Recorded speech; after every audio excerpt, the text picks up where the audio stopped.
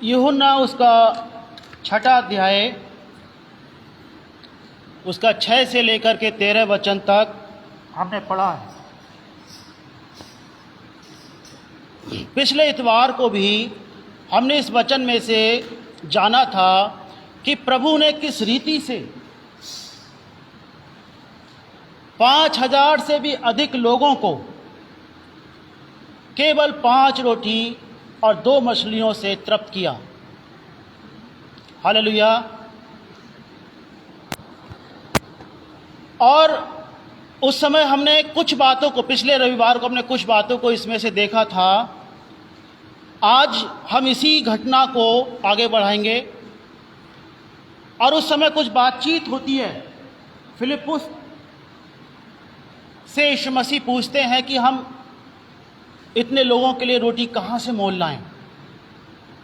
उससे पहले चेले बोल रहे थे कि प्रभु इनको जाने दे कि ये बस्तियों में जाकर के रोटी मोल ले लें। तब प्रभु ने उनसे पूछा, फिलिप्पुस से पूछा कि हम कहाँ से रोटी मोल लाएं। और तब फिलिप्पुस ने सीधा उसका आंसर नहीं दिया, उसका आंसर घुमा करके दिया कि 200 दीनार की रोटी भी इनके लिए पर्याप्त नहीं होगी कि थोड़ी थोड़ी हो जाए। हालेलुया। सीधा आंसर नहीं दिया, क्योंकि फिलिप्पुस को भी पता था कि बस्तियों में भी पर्याप्त रोटी नहीं है। प्रभु को पता था कि मुझे करना क्या है।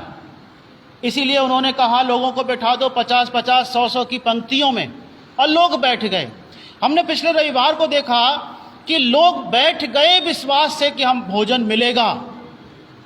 और इसीलिए यीशु ने उस आश्चर्य कर्म को पूर्ण किया। हालेलुया। आज का वचन हम धन्यवाद के विषय में, प्रभु ने रोटी ली, परमेश्वर का धन्यवाद किया और उसको तोड़ा और वो चेलों को देते गए और चेले लोगों को देते गए और सारे लोगों ने खाया और वो तृप्त हो गए। हालेलुया। यीशु ने धन्यवाद किया। रोटी परमेश्वर जो आपने हमें दी है, आपका धन्यवाद। और धन्यवाद इतना गंभीर विषय है, जितना हम इसको सामान्य समझ करके चलते हैं वो ऐसा सामान्य विषय नहीं है। इसीलिए आज आप वचन को थोड़ा ध्यान से सुनना। यीशु ने धन्यवाद किया और तब रोटी तोड़ी और आश्चर्य कर्म हुआ। बाइबल बताती है कि यीशु ने परमेश्वर का धन्यवाद किया। परमेश्वर का धन्यवाद किया। हमने अभी पढ़ा है पहला इतिहास उसके 29 अध्याय 1 से लेकर के 13 वचन में कि राजा दाऊद जब भवन बनाने के लिए तैयारी करता है, वो बहुत सारी वस्तुएं भवन के लिए जो आवश्यक है वो देता है, खुद भी डोनेट करता है और लोगों को एनकरेज करता है कि लोग भी अपनी अपनी क्षमता के अनुसार उसमें सहयोग करें। लोगों ने सहयोग किया और उसके बाद हम पढ़ते हैं कि राजा दाऊद ने परमेश्वर का धन्यवाद किया। सारी चीजें, वस्तुएं जो राजा दाऊद को लोगों से मिली, प्रधानों से मिली और लोगों से मिली, लेकिन उसने धन्यवाद परमेश्वर का किया। परमेश्वर का धन्यवाद करना। यीशु मसीह ने रोटी बालक से ली, धन्यवाद परमेश्वर का किया। दाऊद राजा ने सारे गिफ्ट्स प्रधानों से, अपने अधिकारियों से प्राप्त किए और धन्यवाद परमेश्वर का किया। हालेलुया। परमेश्वर का धन्यवाद किया। बाइबल कहती है हर बात में परमेश्वर का धन्यवाद करो। हर बात में परमेश्वर का धन्यवाद करो। पहला थिस्सलुनीकियों 5वां अध्याय 18वां वचन कहता है हर बात में परमेश्वर का धन्यवाद करो। 2 बातें जानेंगे आज, और आज का वचन भी कड़वा ही है। विषय धन्यवाद का है, इसीलिए आपकी मर्जी है। हर बात का मतलब पाप के विषयों का नहीं है।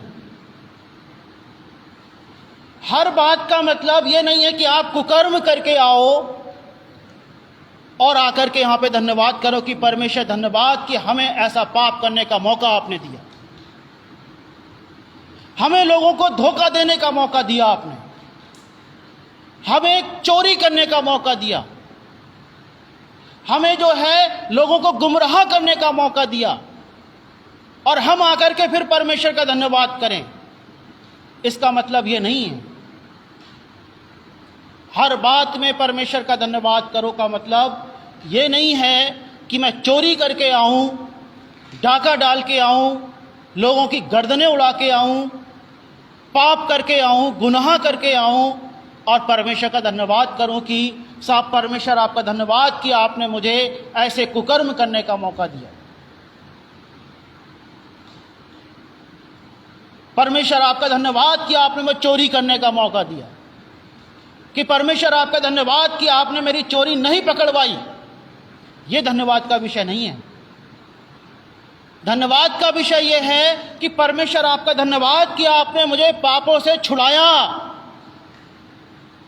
मैं गलत काम करता था, प्रभु तूने मेरी सहायता की कि मैं उस गलत काम को छोड़ पाऊं। मैं डाके डालता था, प्रभु धन्यवाद कि तूने मेरी सहायता की कि मैं डाके डालने से बच पाया।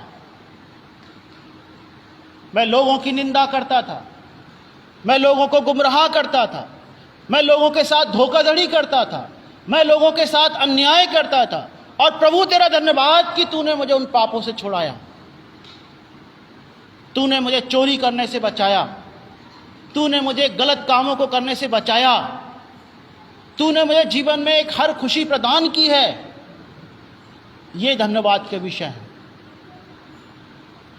हम हत्या करके आए और कहें परमेश्वर तेरा धन्यवाद कि मैं पकड़ा नहीं गया, ये धन्यवाद परमेश्वर ग्रहण नहीं करता है। आपको जानना चाहिए वचन से, इसीलिए मैंने आज भजन 50 भी पढ़वाया है कि हम धन्यवाद को आसान शब्द ना समझें। ये ना समझें कि हम जैसे सिंपली लोगों को बोलते हैं थैंक यू, ये वो थैंक यू नहीं है।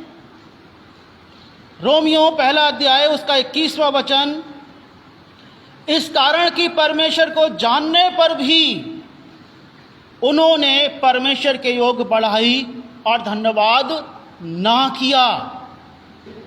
परमेश्वर को जानने पर भी उन्होंने परमेश्वर के योग्य,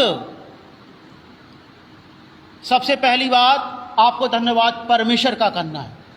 दूसरी बात कि आपको अपने पापों से छोड़ने के लिए धन्यवाद करना है। और तीसरी बात कि इस कारण परमेश्वर को जानने पर भी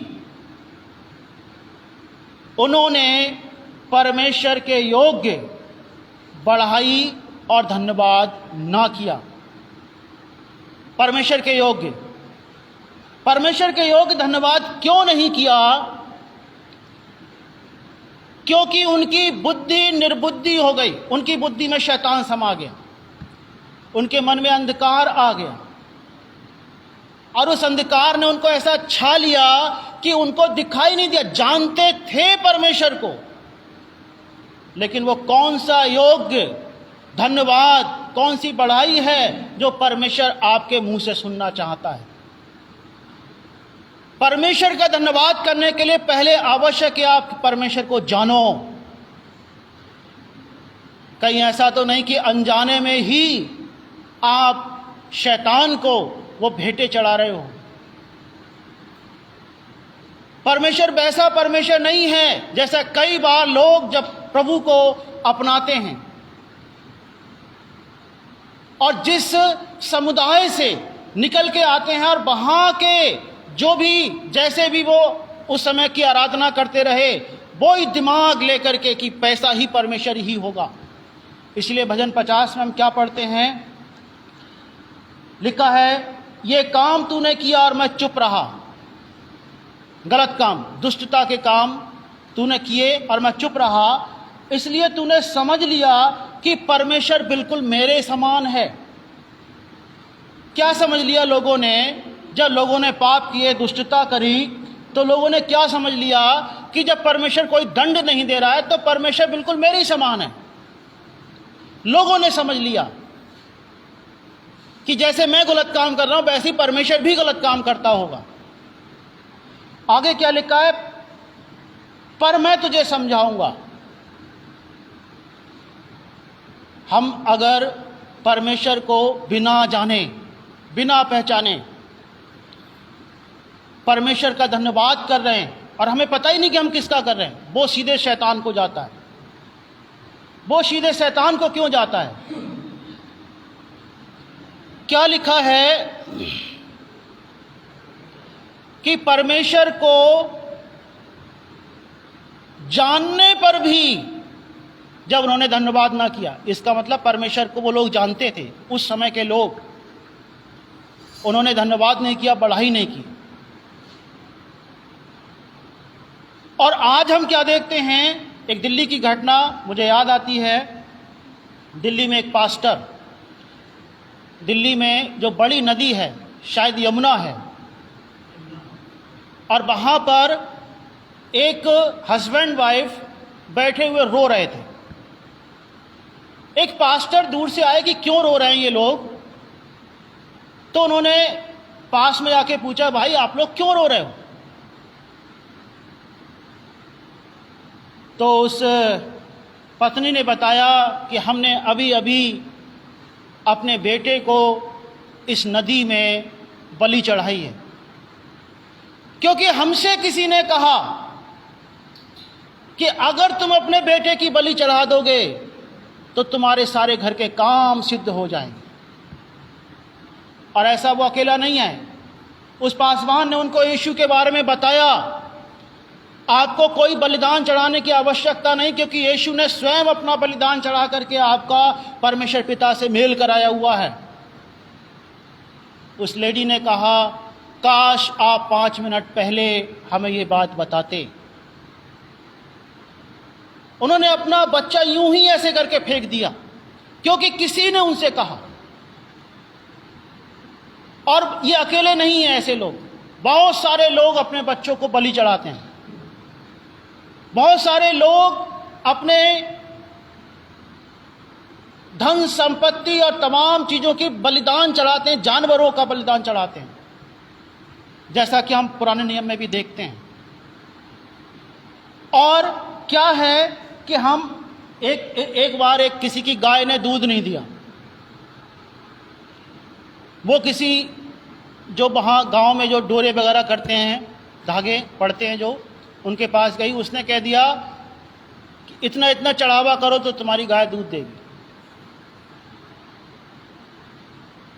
अब वो मानसिकता लेकर के जब व्यक्ति प्रभु के भवन में आता है तो उसको तो यही समझ में आता है कि यहां भी ऐसा ही होगा, ये भी वही परमेश्वर होगा जो हमसे बलिदान चढ़ाता है, ये भी वही ऐसा परमेश्वर होगा जो हम रिश्वत ले बैठ करके और थोड़ा सा उसमें दान दक्षिणा दे दें और बाकी सब माफ। यही वो जैसे हम पहले करते चले आए, क्योंकि हमारी मानसिकता क्या थी उस वक्त कि हम खूब गलत गलत काम करें। जो उन ईश्वरों ने हमें समझा, जो संसार का ईश्वर है, शैतान, संसार का ईश्वर आपको क्या समझाता रहा कि आप खूब भ्रष्टाचार करो, खूब लोगों के पैसे ठगो, खूब बुरे बुरे काम करो, जितना कर सको उतना करो, बस एक काम करना कि उसमें से थोड़ा सा लेकर के किसी धर्म स्थल पे दे आना, किसी गरीब को दे देना, किसी गरीब को कपड़े दे देना, तो बाकी सब तुम्हारा काम सिद्ध हो जाए। ये संसार का ईश्वर समझाता है। और संसार का ईश्वर जो हमारे मनों में, जिन लोगों के मनों में बैठा रहता है, जो प्रभु को आते हैं तो वो सोचते हैं प्रभु भी ऐसा ही होगा। जैसा प्रभु ने कहा, तूने ये काम किया और मैं चुप रहा। बाइबल में लिखा है, बुरे काम का न्याय जो है वो देर से दिया जाता है, इसीलिए लोगों के मन में बुराई उत्पन्न होती है। परमेश्वर धीरज रखता है, वो देखता है, वो सोचता है, वो समझता है, तो लोग समझते हैं कि अरे वो भी हमारे जैसा है। खूब करप्शन करके आओ, भ्रष्टाचार करके आओ, अब परमेश्वर के भवन में आके बिछ जाओ और वो परमेश्वर हमारे जैसा है। कुकर्म करके आओ और यहां पे आके बिछ जाओ, वो तो हमारे जैसा परमेश्वर है। और अगर हमने परमेश्वर को ऐसा करके जाना है तो हमने परमेश्वर को नहीं जाना है। अगर आपने परमेश्वर को ऐसे परमेश्वर के रूप में जाना है, मैं चेतावनी के साथ कहता हूं, परमेश्वर ऐसा परमेश्वर नहीं है कि आप भ्रष्टाचार करके आओ, कुकर्म करके आओ, डाका डाल के आओ, चोरी करके आओ और आके यहां पे बिछ जाओ, तू हमें माफ कर, फिर जाओ, फिर वही गलत काम करके आओ, फिर यहां पे आके बिछ जाओ।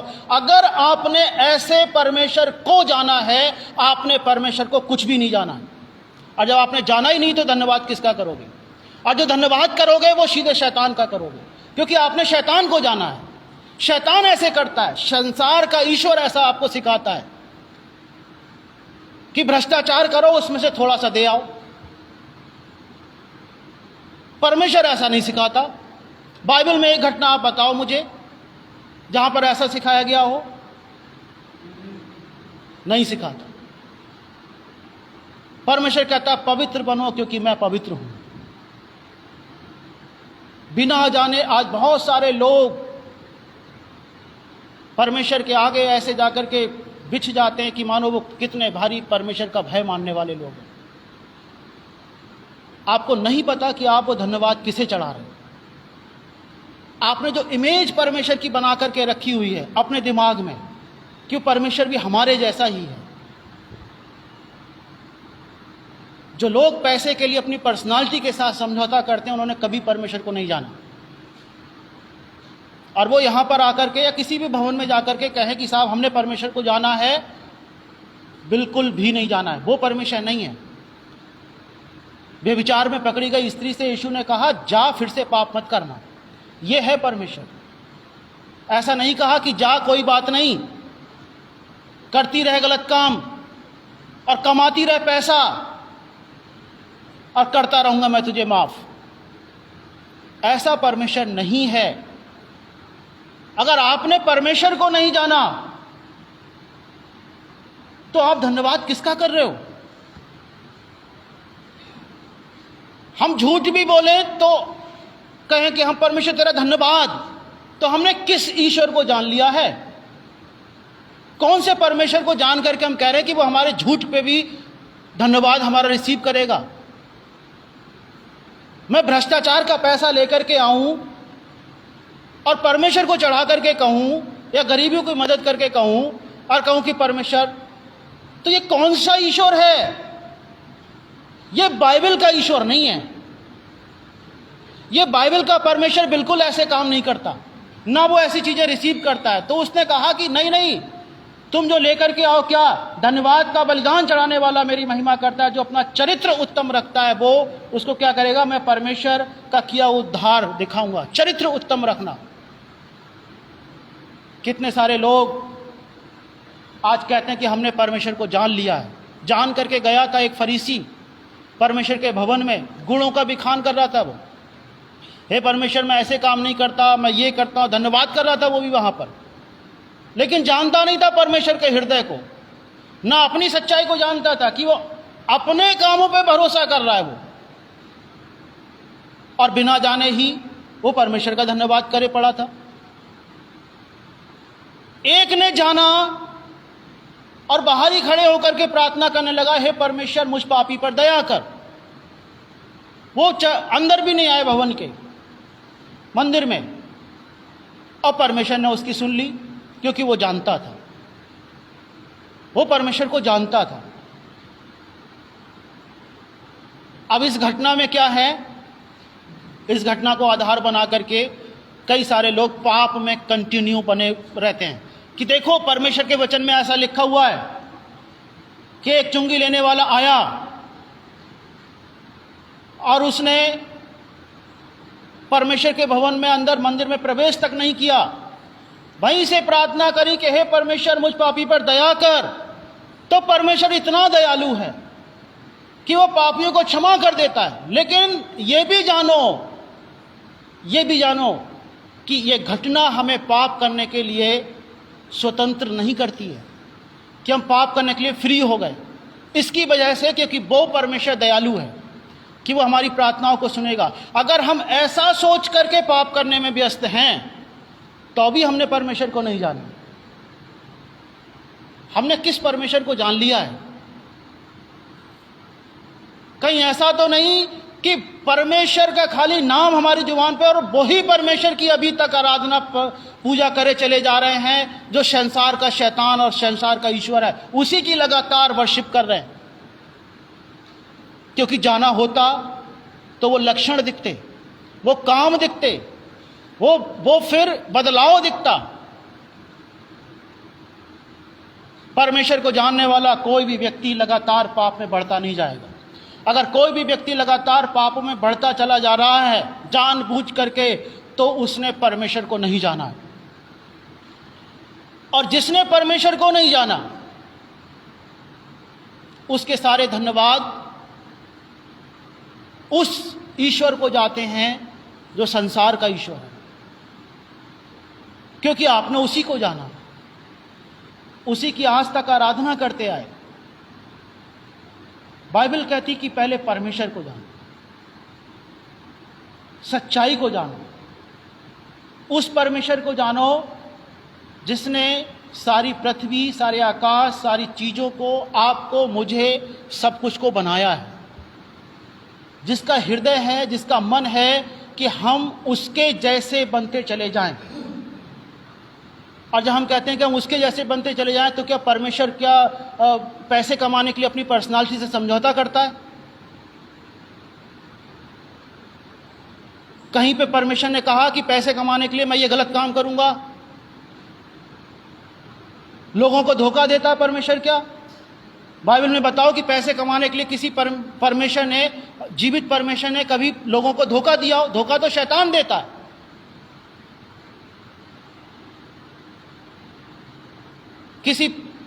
किसी भी घटना में परमेश्वर ने ऐसा कहा हो कि खूब झूठ बोलो, खूब झूठ बोलो, खूब झूठ बोलो। झूठ सुनना मुझे बड़ा पसंद है कि झूठ मेरे कर्ण प्रिय है मेरे लिए, मेरे कानों को बहुत सुहावना लगता है, मैं सुनता हूं। ऐसा बाइबल में एक वर्ष निकालो, एक वचन निकालो और फिर कहो कि हाँ ये लिखा है कि परमेश्वर ने हमारे लिए कहा है कि खूब झूठ बोलो, झूठ बोलो, झूठ बोलो, गलत काम करो।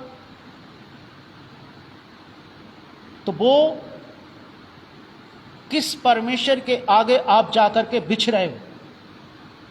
किस परमेश्वर को आप धोखा दे रहे हो? किसको आप धन्यवाद कर रहे हो? बिना जाने ही अपने मन में गणित दौड़ा लिया, परमेश्वर को तो जाना ही नहीं, और अपने मन में गणित दौड़े वो हमारे जैसा है, वो हमारे जैसा है, वो मेरे जैसा है, बस बात खत्म हो गई। परमेश्वर पापियों के जैसा नहीं है। परमेश्वर कुकर्मियों के समान नहीं है। परमेश्वर कुकर्मी नहीं है। इसीलिए वो बार बार चेतावनी भी भेजता है। तुम किसको धन्यवाद चढ़ा रहे हो? मुंह से खाली धन्यवाद धन्यवाद धन्यवाद, और करम बोई फिर से जाकर के शैतानियत के। परमेश्वर ऐसे धन्यवाद को ग्रहण नहीं करता। अगर आपको लगता है कि परमेश्वर को आपके काम बहुत प्रिय हैं जो गलत है, जो गलत काम, तो आपको गलत लगता है, आपको गलत लगता है। अगर आपको लगता है कि आप परमेश्वर को जान गए हो और फिर भी लगातार पापों में बढ़ते चले जा रहे हो, पापों में लगातार बढ़ते चले जा रहे हो, कोई कमी होने के बजाय पैराग्राफ ऊपर जाता रहा है, तो मैं पूरे कॉन्फिडेंस के साथ कह रहा हूं, आपने प्रभु को नहीं जाना, आपने शैतान को जाना होगा। शैतान की उपासना आप लोग कर रहे हो। आप शैतान की उपासना करने वाले लोग ही कुकर्मों में आनंद मना सकते हैं, वो कुकर्मों के लिए धन्यवाद दे सकते हैं। कोई भी जन जिसने परमेश्वर को जाना होगा वो अपने पापों के लिए ये धन्यवाद करेगा कि प्रभु धन्यवाद, तूने मेरे पापों से मुझे छुटकारा दिया, मुझे बचाया। अगर आप कलीसिया के विरोध में काम करते हो, चर्च के लोगों को यहां से भगाने का काम कर रहे हो अपने कुकर्मों के द्वारा, तो आपने शैतान को जाना हुआ है, परमेश्वर को जाना हुआ नहीं है। परमेश्वर के लोगों को भगाने का काम सिर्फ शैतान कर सकता है।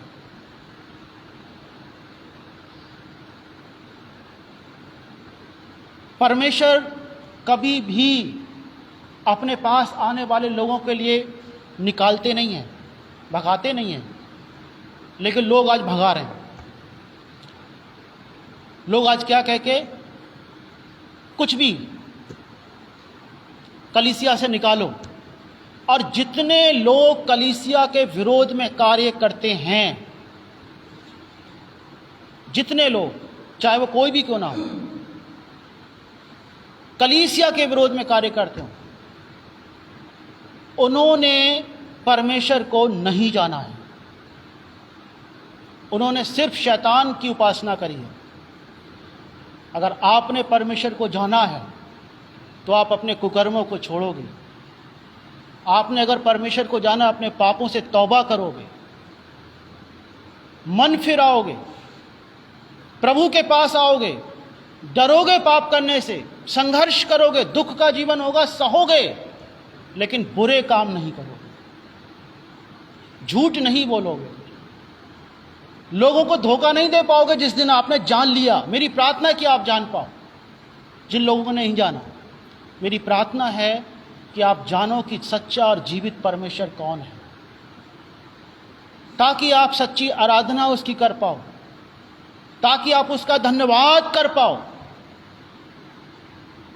ताकि आप उससे कह पाओ कि प्रभु तेरा धन्यवाद, तूने मेरे पापों से मेरा छुटकारा किया है। कि पहले मैं गलत काम करता था, प्रभु तूने मुझे इससे निकाला है। पहले मैं लोगों को धोखा देता था, लेकिन अब प्रभु आपने मुझे उस पाप से निकाला है। पहले मैं झूठ बोलता था, प्रभु तूने मुझे झूठ बोलने से छुटकारा दिया है। मैं तेरा धन्यवाद करता हूं कि तूने मुझे पापों से बचाया है, तूने मुझे पापों से बचाया है, छुड़ाया है। तूने मुझे एक नए जीवन में प्रवेश दिलाया है। तूने मुझे मेरे जीवन में अपनी खुशियों को भर दिया है, उस आनंद को जो कोई मुझसे छीन नहीं सकता है। कोई भी मेरे उस आनंद को जो प्रभु तूने दिया है वो छीन नहीं सकता है। ना कोई पैसे की घटी छीन सकती मेरे आनंद के लिए, ना कोई बीमारी, ना कोई रोग, ना कोई व्यक्ति, ना कोई और घटना दुर्घटना, कोई चीज भी नहीं।